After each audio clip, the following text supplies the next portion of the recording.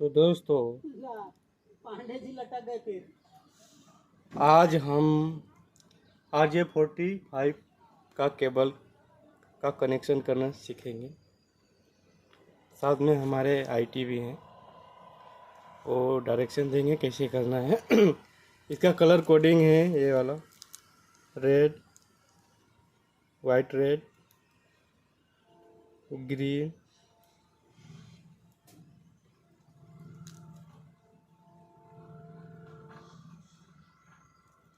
फिर ब्लू, फिर चॉकलेटी,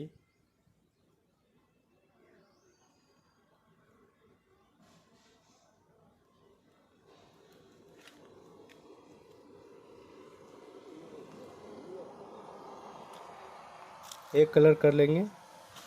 उसके बाद RJ45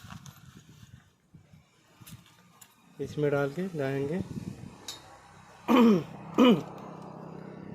इसको बराबर करके काटेंगे।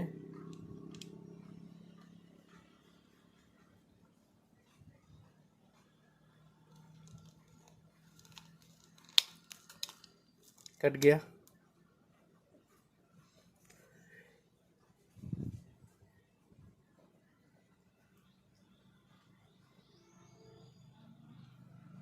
ऐसे लगाएंगे, फिर यहाँ पे देखेंगे सब आ गया कि नहीं।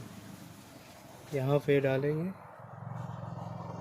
और फिर यहाँ पे इसमें डालेंगे ऐसे, और